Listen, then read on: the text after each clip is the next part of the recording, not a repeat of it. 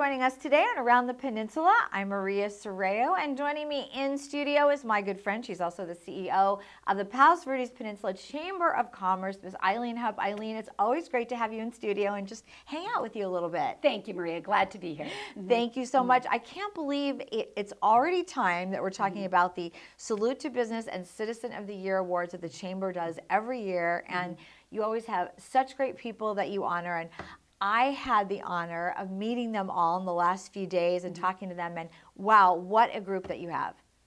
Thank you. We are very, very excited about this as well. We're so fortunate to have such great businesses and nonprofits who are members of the Chamber, so we're excited beyond belief to be able to shine a light on them and tell their stories to the community. Yeah, really great. Let's kind of go through some of the awards, and you can just tell us a little bit more about the businesses, and then everybody's going to meet them after we're done talking. So the first is Excellence in Business Award. Now, what does that mean for you guys? Okay, so we actually have a nomination form that our members fill in, and they nominate other members. So there's some criteria because these awards are designed, the Excellence in Business Award is obviously designed to recognize excellence in business, which could be along any dimension. It could be longevity, it could be contribution to the community, it could be customer service, technology, innovation, entrepreneurship. So there's many different ways we have, it's a pretty open-ended nomination form.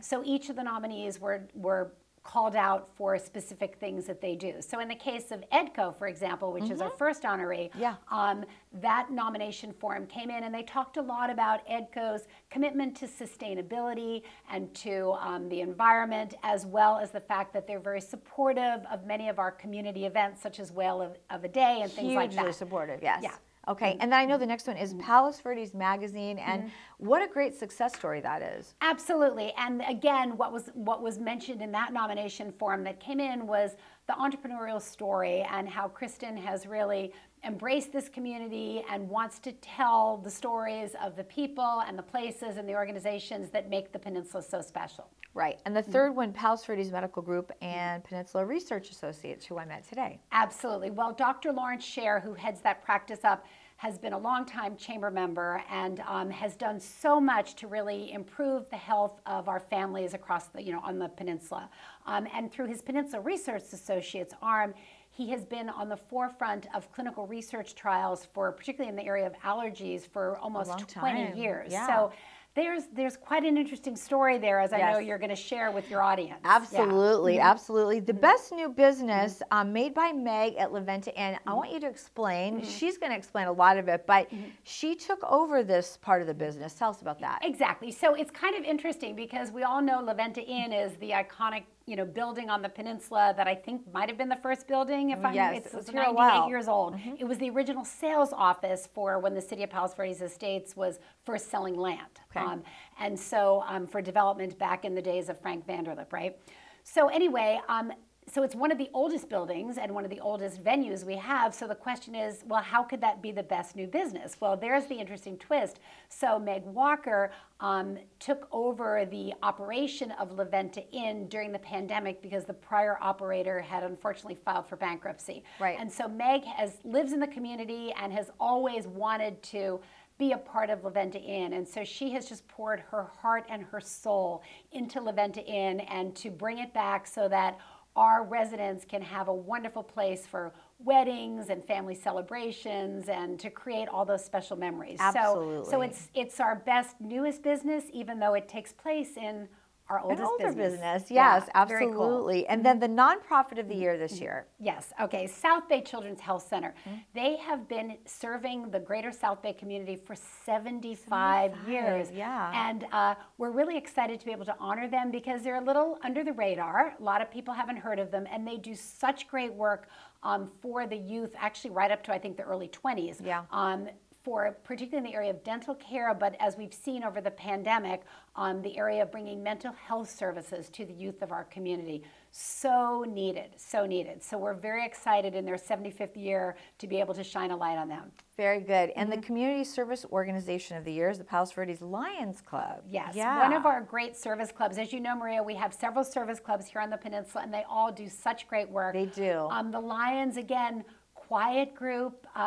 You know, not everybody knows about the work they do, but they are so dedicated. Right. And I know Perry's going to talk to you about some of their philanthropies, but we know the Lions as, you know, really supporting vision. Right. Along with, they do scholarships and many other things for the community. And it was funny because when he told me the story, I said, yeah, I remember the Lions Club and the eyeglasses, right, you know, because exactly. it's been around for so long as well. Yeah. And then the Matt Bruning. Yes, Matt Bruning. Business Leadership Award is our very good friend Lily Amini, and I'm so excited for her because she deserves this. Yeah, absolutely. So that's such a special award, Maria, because that award is not given every year. It's only given when the Chamber's Board of Directors feels that it should be given. So in the past decade, it's only been given out 3 times. Wow. And clearly the discussion was Lily has been such a supporter of the Chamber. She's served for many years on the Chamber's Board of Directors, but most importantly, this award is recognizing her leadership for what she has done over the past 5-6 years to lead and grow her team, to lead and navigate through a pandemic and keep the golf club going and keep, you know, just keep offering the outstanding customer service. So everything that she has done to inspire and lead her team is an incredible story, and our board of directors in the Chamber felt very strongly about the importance of recognizing Lily because she's quiet and behind the scenes, and her story needs to be told. Absolutely, and such an inspiration she is. Absolutely. And the Citizen of the Year, I have to say, is such a great pick. Derek Gable. He is just a bundle of energy and just so positive, and what a great selection he was. Yeah, no, absolutely. Derek has done so much to help not only students, but also businesses in our community. Yes. He'll come to a chamber lunch or chamber breakfast, and he immediately offers his help to any chamber member that needs help with anything. Oh, you're new to the community. Oh, you're a startup. What do you need help with? Let me talk with you. So he spends countless hours just volunteering his time and his expertise to help fellow chamber members, which is great. And then, of course, you know about his many hours. That word doesn't even fit. I mean, just his complete commitment and dedication to the Chamber's Young Entrepreneurs Program. Yes. And beyond that, he speaks to our local schools and just mentors and helps everybody in the community. So again, another kind of quiet, unsung hero that the Chamber is very excited to honor. Once again, great selections. And of course, we want to introduce all of these wonderful people to you. So let's take a look. So Edco is a family-owned and operated company. We began in 1967. Husband and wife started the company. Ed Burr and his wife Sandy. Today we're a 3-generation family-owned and operated company, probably the largest in the state, largest independent in the state. We don't own or operate any landfills. We're on the recycling side of the house, so we're all about diversion and how we can increase diversion through superior customer service. So we just have a great team of people. Our average employee is about 15 years with us, and we have over 102 generations active in the company. So we just have a remarkable team that carry people like me. I think that we put a lot of focus on our fellow employees because if we're taking care of our employees in the service business, they'll take care of the customers will take care of the company. So it really is our team members. And they're very loyal, very dedicated, very committed, and we try and reciprocate as much to them so that they can keep going out every day, whether it's during COVID, whether it's during the rain, whether it's during the heat. We just have to keep going. And so we're just very fortunate that we have that culture. We need to make sure that customer service is still the most important thing for our team, and because that's what people see, is our presentation on the curb every day. Well, I think it's important for us to recognize where we came from, and we're part of the community. We only not just serve the community, but we're part of the community. And so it's important that we contribute, give back to the community, actively participate, not only in events that we're doing like a shred event or mulch event or e-waste events or brush clearing events, but also contribute and support some of the great events that the city does, things like the skating rink, and a number of other worthwhile activities that we're just pleased to support. I think that family-owned companies are really the backbone of this country, and at some point, you know, larger corporations, they obviously have a role They play a role, but specific to service businesses, and we're really in the service business, and every community is different. And so family companies can kind of tailor their approach to each community maybe a little bit differently. I think the public companies in our space do a fine job. We probably have a little more flexibility and are a little more nimble, and I think that's true of a lot of businesses across this great country. I think what inspired me was, I have 2 kids, and so I was very involved in the community and seeing all the amazing organizations and people. I mean, I would constantly be amazed at people's stories. Like, I would talk to these women or these men that were on these different boards, and I would just be blown away with what they were doing, and then they were also volunteering their time. And these organizations are so dynamic, and they're like well-oiled machines. And so, as the kids were growing up and getting older, I just, I would drive around every day, zipping around like parents do. And I just, looking at all the views and the vistas, and it doesn't matter where you are, there's something beautiful. And it's such a beautiful community with so many beautiful people. I just felt like there was a need for not just a printed publication, but also a digital publication. I felt like we needed a community hub, like a community calendar, an online hub, so that if we didn't have our magazine with us, we could go to our phone and look, oh, where is that event? Or, or what's going on this weekend? So what we did was we launched the magazine first, and then within 6 months of launching, I launched our website and then built our calendar. And our community calendar is free for community members to post their events, plus organizations. We have a ton of philanthropies that post their events on there. I'm just very thankful for all the support. I mean, people really have been wonderful. So like I said, I would meet these people and I would just be like, what? You live here? I can't believe what a great story you have, from the oldest to the youngest. I mean, we have kids that are sport athletes that are competing in these national competitions. And we've got, celebrities and politicians. And they're very open and they're very genuine, humble people. And so I just thought we needed to, tell these stories in a positive way. And I felt like I wanted to use this as a vehicle to share some positive things into the universe. I guess that sounds a little corny, but I always say, this is not my magazine, it's yours. So, I always make sure that people are comfortable with what we're talking about. I'm like, we're not going to solve the world's problems with Palos Verdes magazine. We're just talking about what's going on. We're acknowledging some of these great community members and just, talking about what's happening on the peninsula. I think specifically we talk about the pandemic. The minute the pandemic hit, I thought of what can we do? How are we going to help the community? And there are so many different ways, and I'm never one, as my wife would tell you, that hides. I'm the one that attacks. And we had to help. Doctors shouldn't be able to just do telehealth. Doctors need to be out there. They need to be open. We made 3 rooms in my office, just pure COVID rooms, that had the appropriate filters. So people, if they're sick, they came. We developed testing for the whole community, not just for our patients, and bought our own PCR machines, the ones that are in labs, so we can turn around PCR testing. We tested over 15,000 people. Wow. It's just because this is a community. I mean, you know yourselves by what you guys do. Yeah. We're a whole community, and we actually became Hermosa Beach, Manhattan Beach, San Pedro and Torrance all became part of the community, and it was a time that we all needed to be together. My staff on the research side's been amazing. And you mentioned first responders and you mentioned doctors. Well, doctors, especially in offices, they count for so little in my mind.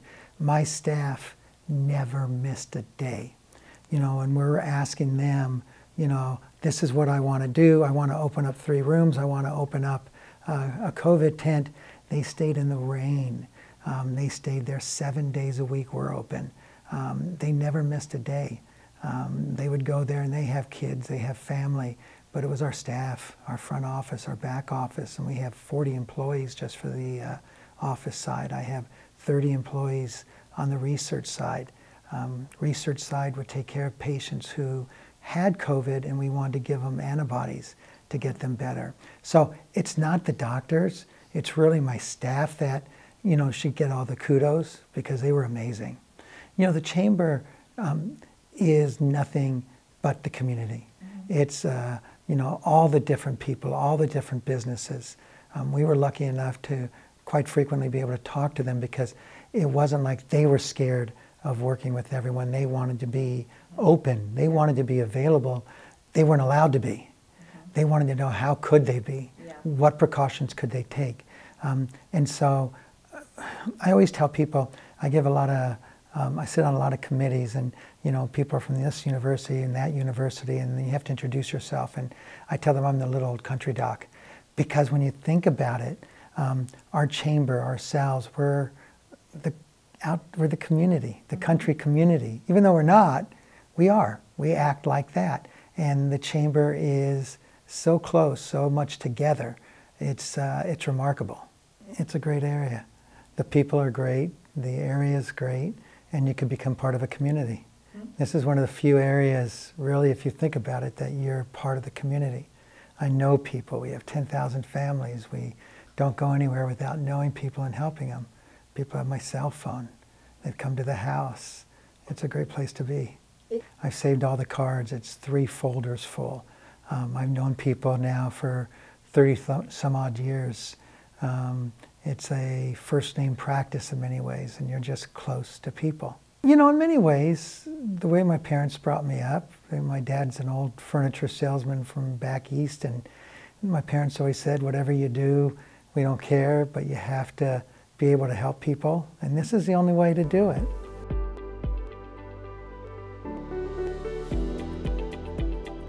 I started Made by Meg in 2007, so we're about 15 years in business now, and it's an off-premise catering company, which means that we bring catering to a location. We did not have an on-premise venue at that point when LaVenta became available. Well, catering is, for me, it's my oxygen. I'm a chef by trade and training, and so I love catering events. So when they said, hey, we'd love for you to also run the venue, I said, okay. So my parents are my inspiration for cooking. Around 13 years old, my parents decided they didn't want to do the holidays anymore, that they wanted to travel during the holidays, and that we were not going to go with them, just as an experiment. So I decided I was getting the whole family together. I was going to cook the meal at 13 years old, and everybody who wasn't on the trip had to come over for Christmas. And I made this meal, and I will not say or tell you I can remember that it was good, but everybody ate it, and everybody was at the table, and I realized that food brings people together. Hosting and hospitality brings people together. And I said, that's it. That's what I'm going to do with my life. LaVenta is so special because it's sort of off of this great, beautiful, windy road. And you come upon the entrance and it opens into what I feel like is this magical garden. It's very lush. It's 3 acres. It was designed by the Olmsted brothers, who also designed Central Park in New York. And it really encapsulates how lush and beautiful Palos Verdes Estates is, and it is your estate for the day. So we don't allow any other events to go concurrently with someone else's event. So you're the only event on property. It's all of you and your friends and family, and it's so traditional too. So you can have this great span of guest count. So it's that you can have, you know, kids running around the property all the way up to your grandparents' generation, and everybody feels like it's a venue that works for them. I didn't quite understand the magic of LaVenta until we took it over. And it just sparkles. Like, it's just so beautiful. People don't want to leave. We literally have to shoo them at the end of every single event.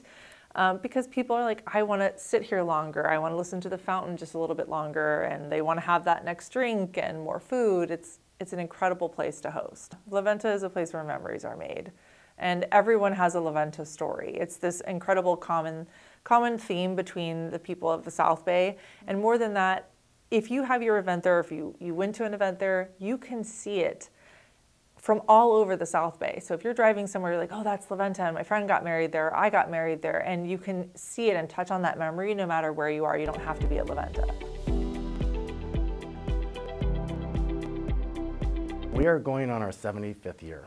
We actually started in 1947, which is a few years after World War II. And we went in to find the most unmet services in the South Bay, which at the time was dental. And then a little bit later, we added a hearing and vision clinic. Wow. And that to round out our services in the South Bay at that time. In 1967, there was a strong mental health influence, the South Bay, in affiliation with the Los Angeles Mental Health Clinic and the USC School of Medicine. The child guidance is developed. Okay. There are so many kids that are going through anxiety, and whether it be a death in the family, maybe being picked on at school, maybe other unforeseen issues in the community, and a lot of the kids don't come out, and so when we do it in their environment, which is the other program we have, South Bay Youth Project, is more community-based. Finally, we settled in, and we are now in just about every school district in the South Bay. And then the need became so big that a couple years later, they said, we'd like you to, bring in 3 full-time therapists. And so we brought in 3 full-time therapists, and we're working in their middle schools, and that went so well that we now have 27 full-time therapists. So with us being in the schools, I think that we have actually helped tremendously being out into the community. So it's not just the schools. South Bay Youth Project, we'll go everywhere and anywhere if there's a need for the service. We have quite a few foundations that love our support. We have a lot of individuals that believe in our mission and want to help out. Working with the school districts is just phenomenal. They very much appreciate the work and the services we provide, and our therapists love going into the schools and helping.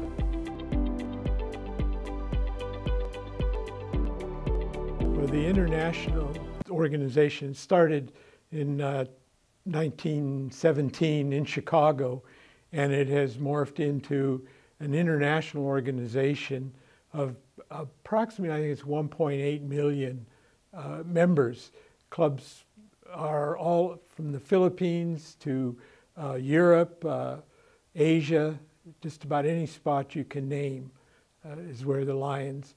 They do a lot of international work for the Lions, disaster relief, things like that. It's, I think, a very worthwhile organization. I think its initial beginning was eye research and collecting eyeglasses. That's what Lions really became well known for.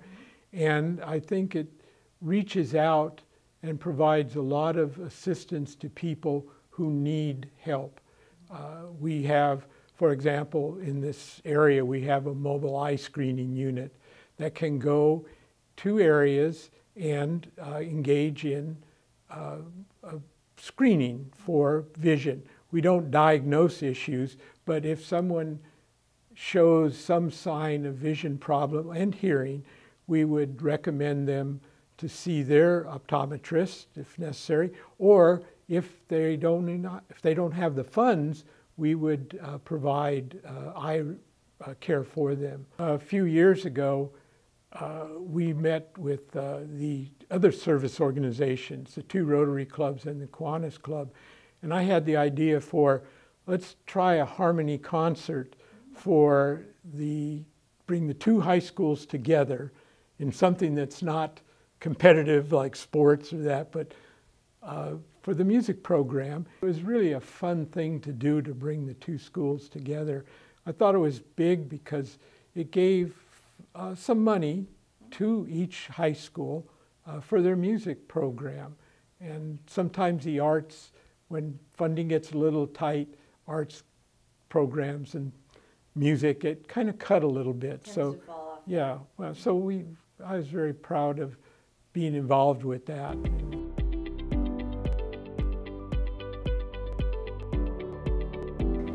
It is pretty amazing when you think about it. I try to take myself out of the scenario, but I think the story is pretty amazing. You know, I started working here 17 years ago. It's gone by like that in 2005, and the GM job became available, I believe, in 2011, 2012. And Mr. Trump said, you know, since you're assistant GM, would you like to be GM? And I said no, I actually didn't take the job initially. I just didn't know what the job really entailed.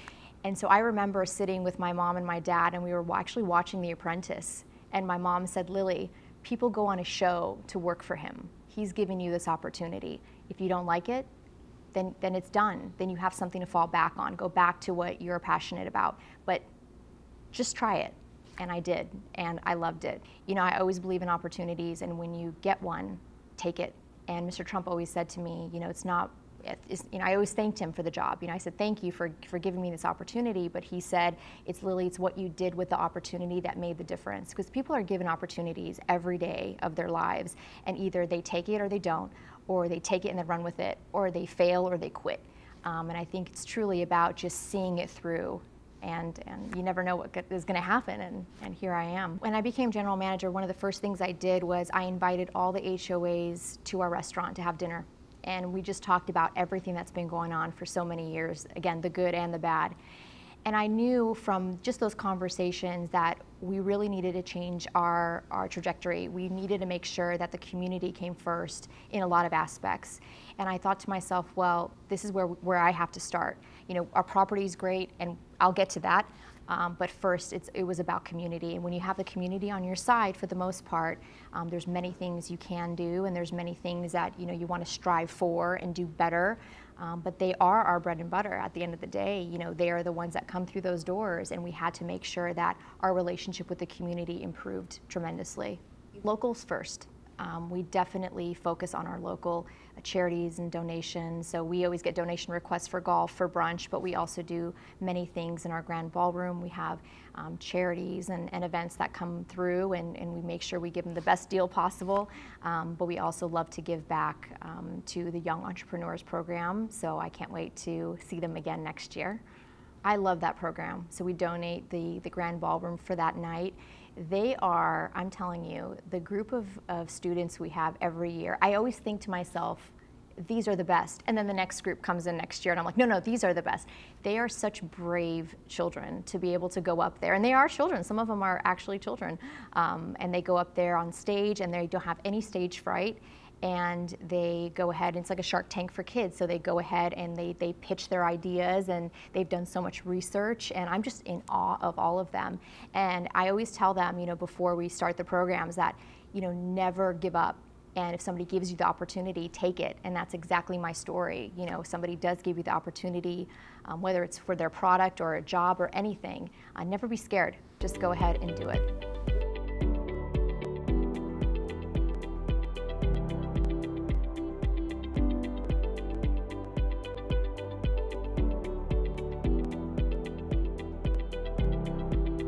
When I came to the US, I was 26.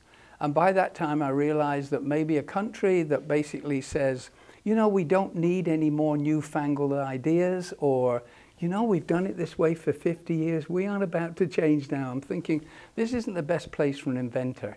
And so I was looking for other things. And my wife, you know, we were married for 2 years at the time. And I said to her, how about if we go? She said, yes. I said, I haven't said where we're going yet. She was very much on board with it. And I was hired by Mattel, by the founders of Mattel. I was there at the beginning. I was there during the glory days. It was like magic. Ruth and Elliot Handler were the founders of Mattel. She invented Barbie, and he invented Hot Wheels. And I worked for them. They were just amazing. They had leadership qualities like no other. There's three kind of leadership, aren't there? There's the authoritarian, tells you what to do. And then there's the coach, you know, kind of helps you what to do. And then there's the magic one, which is the inspirational. And you were inspired to be with them. Every single person in that company thought they were the most important person. Even the janitor If he didn't come in one day, the company's going to collapse. And that's how you felt. That's the way you want It was magic. It was really wonderful, and I learned so much from them. I actually came out, the reason I came to Mattel was one of the guys that I worked for in England came over. Our company decided to move to Scotland. I was living in the Birmingham area, and we went out and took a look at Scotland. And we said, I don't think so. So he got a job with Mattel. They were hiring people at the time. And he came over and he would be telling me about, you know, the car he drove that could have 15 people in it and mine could only have 2 and all this stuff. I think, maybe there's something off here. And he said, you'd love it.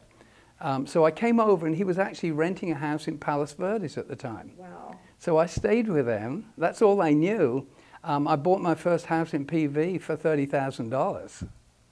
What is it like to inspire so many young people?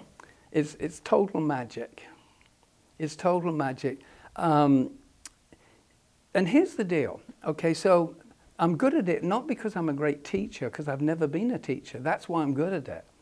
See, so I get a new bunch of kids every year. The YAY program, you probably know about that, yes. Young Entrepreneurs Academy. Yes, exactly. So this year we had 42. Okay, so the first words out of my mouth are, okay guys, you have to know I'm wearing my Halloween costume, because if you knew how young I really am, you wouldn't take me seriously. Right? I love that. And then the second thing I say to them, I said, look, I'm not a teacher. You're not students. We're a team. And we're going to work together to come up with magical ways to get you where you want to go that have never been thought of before. And none of what we come up with has any meaning whatsoever unless it works. I'm a pragmatist. Okay, it has to work. So you put our ideas to the test and you come back and report. And what happened? What stories happened? What did you do to build your confidence? We've literally, in 3 or 4 months, okay, I remember the most vivid one. It's a 4-month program. 1 day a week, okay, 3 hours. 48 hours, that's hardly more than a week at school. So we have these kids and I have them introduce themselves. This little gal, Audrey she was called, she gets up, it's like this. My name's Audrey and I go to Chadwick. She runs and sits down. She was 12 years old. We have kids 12 to 20, all mixed up from every school. 4 months later, this little gal was on a stage at Trump National presenting her business. She's got a PowerPoint with a business plan, marketing, market research, the cost evaluation, the legal requirement, every single thing that you need to put a business together, samples of her product, 48 hours. Presenting to this 300 people in this crowd, a panel of judges and people with money who invest in their companies. No notes. Mesmerizing these people. Magic. Then, because she was chosen to be the best one that year, which means that she gets to be sent to New York. So she competes in the finals at New York, 300 million people. Bearing in mind that 4 months ago, she couldn't even look you in the eye. She came in 3rd in the country. What does that feel like to be part of that? And it's magic. As I say, I'm a pragmatist. If it works, that's all I care about. I don't sort of feel like I take credit for this. This is a team effort. Right. I'm just bringing these people in, and between us, it really does work. I've got letters. I remember the last one this year. So this young man, he really reached out to me, and I'm always there for them, right? And so I helped him with his project or whatever, and he had a partner with him. And then I got a letter from him after the program was over, and it was an email. Actually, it was a telephone call, I think. And he said, I'm so sorry. I said, what do you mean? He said, I had to bring one of my samples. I've got something for you. Okay. He said, but we've been away on vacation, so I couldn't do it. So he comes over, and he gives me a sample of what his project was, which was cool. And he gave me an envelope with I opened it up, and it had a lot of writing in it. And said to him, Adrian, I won't read it now. I'll read it later. So my wife was sitting over there, and I read this, and we were both crying. It was just to think that in that short period of time, it could have changed his life so dramatically. And it's always so fun to meet the honorees, Eileen. So thank you for sending them our way first. And I can't wait for everybody in the community to meet them as well. How can people get tickets for this luncheon? It's going to be at Trump National, Wednesday, November the 16th. So take it away, Eileen. How can we get tickets? Thank you. Well, I just want to thank you first for helping to tell the stories of these amazing chamber members and members of our community. Yes. So it's really important to get the word out. So thank you for that. Of course. Tickets are available on the chamber website, palasverdeschamber.com, or you can call the chamber 377-8111, and we'll be happy to help you over the phone. The community is invited to attend this event. We'd love to see a strong turnout to honor and acknowledge the great work that these businesses and nonprofits and individuals have done for our community. Absolutely. It's always such a fun time at that luncheon as well. So absolutely. Get out there and join everybody. All right, Eileen, thank you so much for spending some time with us today. It's always great to see you. Thank you, Marita. All right, and thank you so much for joining us and watching the show. I'm Maria Serrao, and we'll see you next time around the Peninsula.